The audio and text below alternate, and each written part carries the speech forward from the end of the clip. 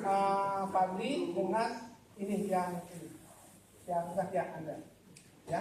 Nanti yang sesi berikutnya 3 lagi, silakan. Dimulai dari 7, silakan ke 11. Agak cepat.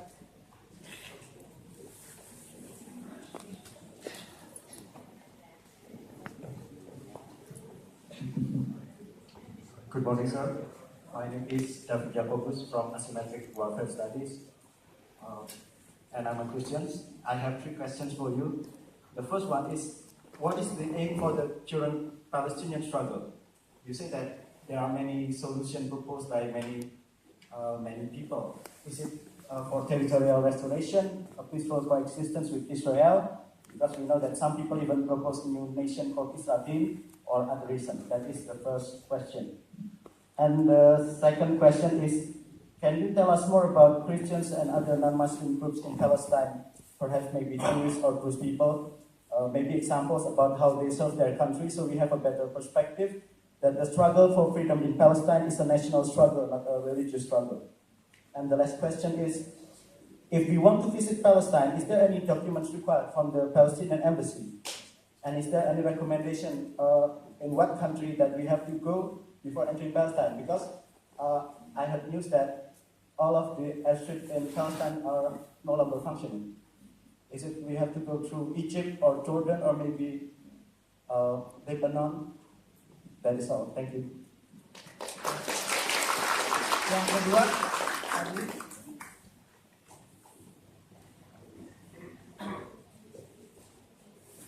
Assalamualaikum warahmatullahi wabarakatuh. Thank you for the attention and thank you for these questions. And before I asking about the questions, I would like to introduce myself first. My name is Mehdawi and I'm from Defense Policy. And first question is, what is the strategy of the Palestine as a country, as a state, to gain engagement strategy into the other state, among the state in the world? What's the diplomatic strategy? First, and second, what is the how the Palestine construct the perceptions about the threat, especially from the Israel? Is there something terrible in between Israel, or it's only a conflict or something like that? Thank you for your attention. Thank you.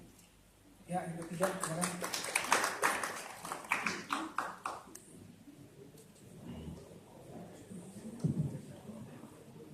Thank you very much, sir. First of all, allow me to introduce myself. My name is Roni Simatupang. I am from Disaster Management for National Security. I have 2 questions for you. First, I'm interested in your statement that the conflict between Palestine and Israel is a kind of entire Muslim in the world and America. I want you to explain this very briefly. Maybe you can make an example of the event. Why do you say that statement? And the second, I want to ask you, as long as you as ambassador in a country like Tanzania, maybe you can share us about your experience about the response of another Muslim countries besides Indonesia, like Egypt, maybe Iran, about the conflict between Palestine and Israel. Thank you very much.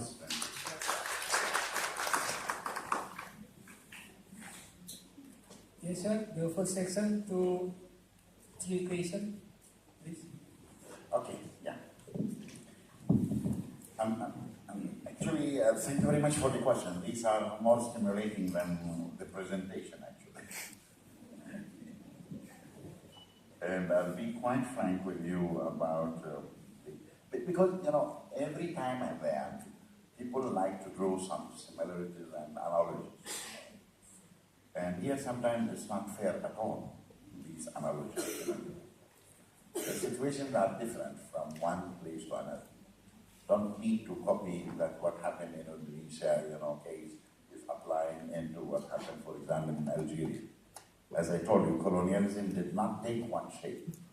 colonialism have different shapes and different techniques and different strategies. Accordingly, the strategy will be different, let me give you just only one figure to understand that.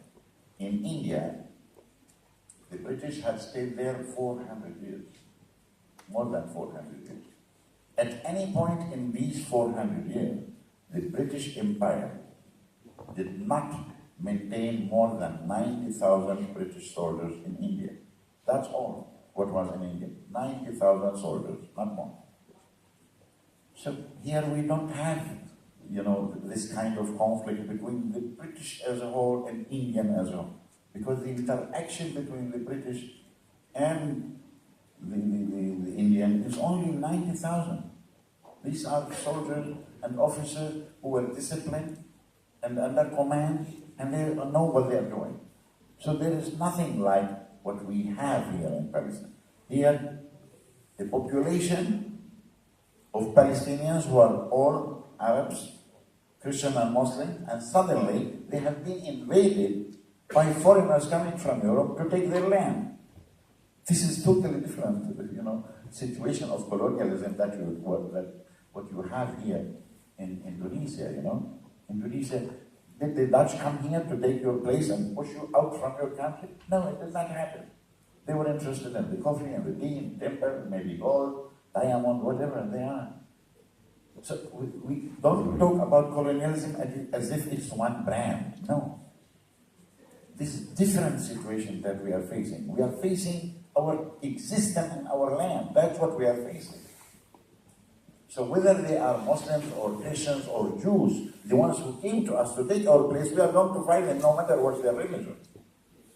So you think that if the Malaysian tomorrow will invade Indonesia, you will tell them, welcome because you are our fellow brother Muslim? No, definitely not. You will consider it as a danger for national security, and you will fight them equally as the TNI would fight Singapore, likewise, regardless of what's the religion of the invader.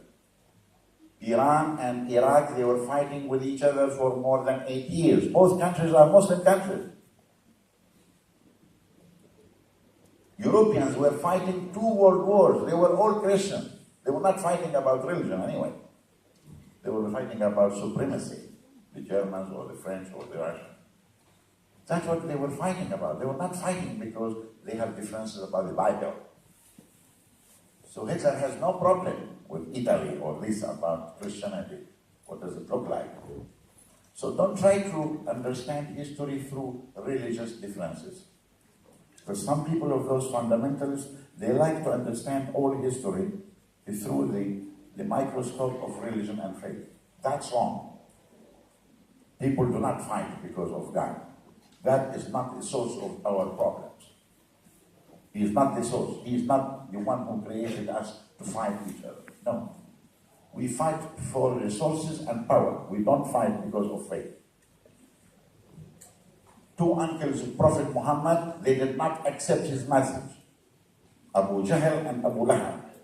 They did not believe in him. Not because he is wrong and they didn't like it. No, because Muhammad and his message was a revolution which was endangering a political and economic system of Quraysh in Mecca. Not because there is any difference between the family. Look, people do not fight really for luxurious things. They fight for something which is substance. And here we talk about resources, we talk about power. That's what the people do fight about. So those people who would like to see our conflict in Palestine as if Jews versus Muslims. No. Judaism starts from Middle East. Judaism had started in Middle East, it didn't start in Europe. Christianity had started also in Palestine. So we are not a Muslim country, we are basically a Christian country. This is where Jesus was born. How it could be otherwise? We've been living together since Omar came to Palestine. You go to Palestine, you go to Jerusalem, you'll see that. Here is the Dome of the Rock and Al-Aqsa Mosque, and opposite to it in the same street, you'll find the Church of Sepulchre. None is endangering anyone. They are all living together. All the time, 1,400 years we are living together. You go to Bethlehem, and you go to Christmas Eve. Christmas Eve. You know, Papul Nomo, you are most welcome to be in Christmas Eve in Bethlehem, by the way. The mayor will be happy to receive you over there this year. You will see all those ladies with hijab attending Christmas Eve and music. They are all Muslims. 8 out of, I don't know, the number one name in Palestine is Maryam. And you know what? It's the Muslims who are calling their daughters Maryam, not Christians. You'll find many Abdullahs and Ahmad in Palestine. You think that those are Christian, Muslims? They are Christians also. We've been living together. Nobody even would ask anybody whether he is Christian or a Muslim. Never it was an issue in Palestine that the issue of religion is the dividing factor. No. But there is a colonial project happening into Palestine, as I told you. Those are the Jews who came from Europe. They are not coming as tourists.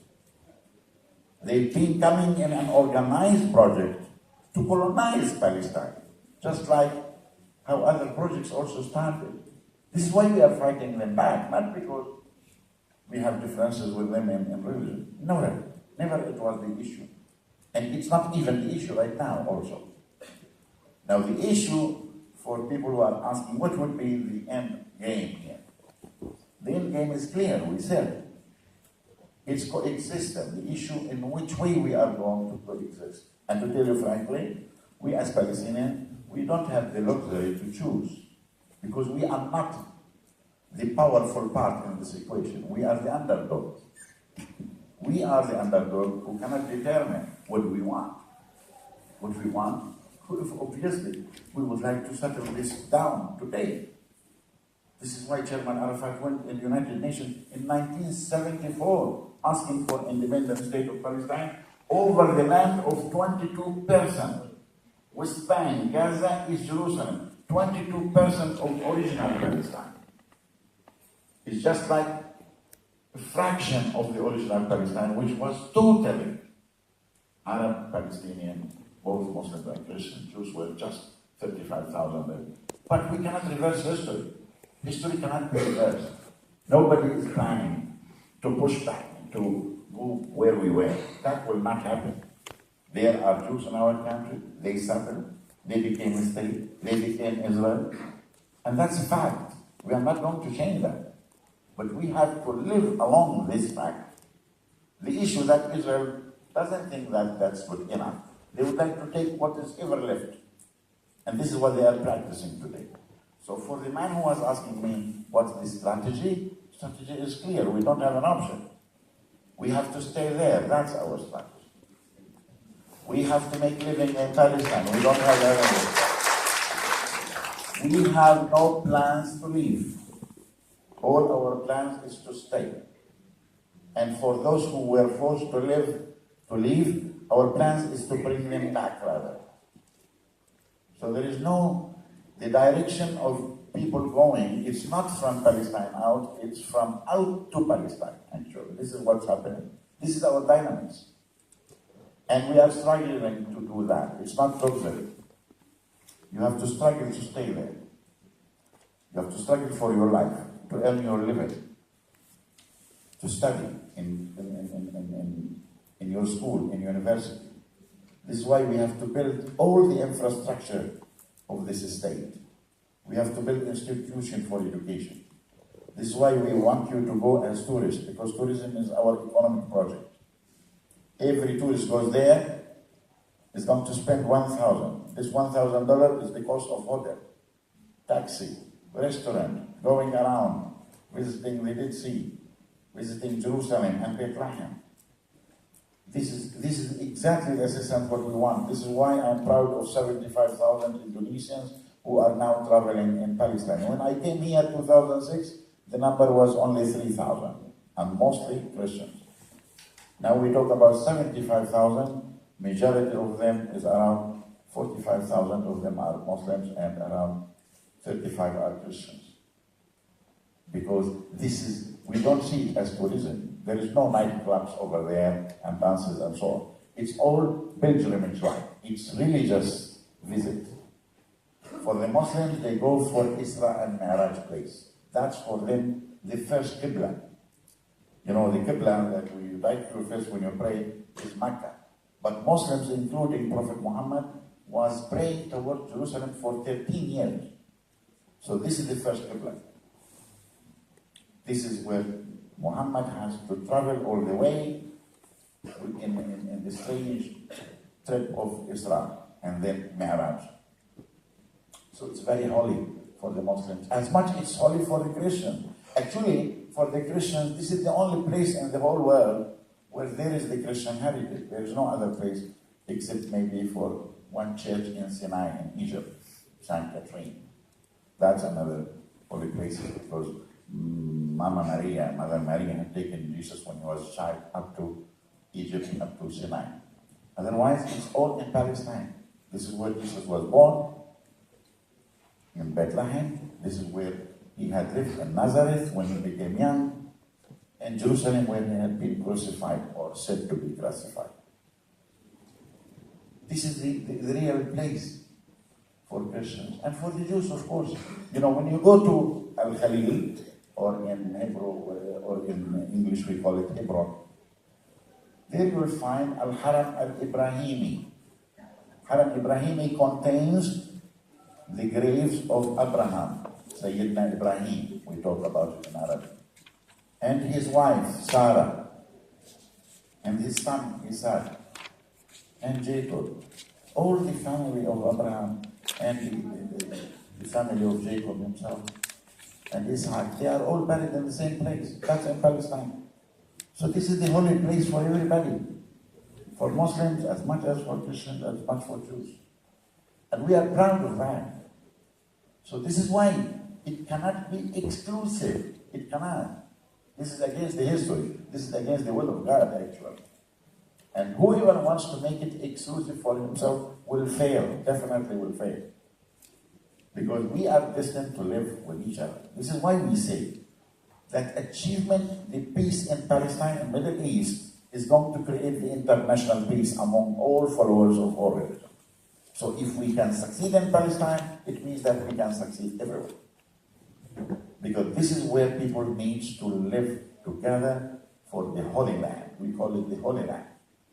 You might forget about the word Israel, because Israel, by the way, is the name of Sayyidina Yaqub.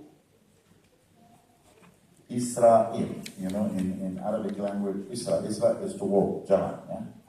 Il during night. The one who walked during night. That's the meaning of Israel, you know.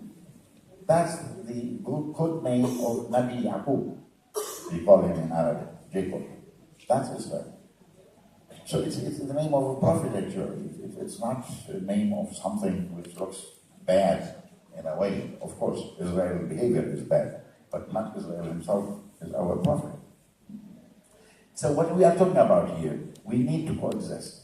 So our strategy is to make living in Palestine. Right now, we are 6 million Palestinians living inside Palestine. Along with us is another 6 million Jews and Arabs and Christians, which they are called Israelis.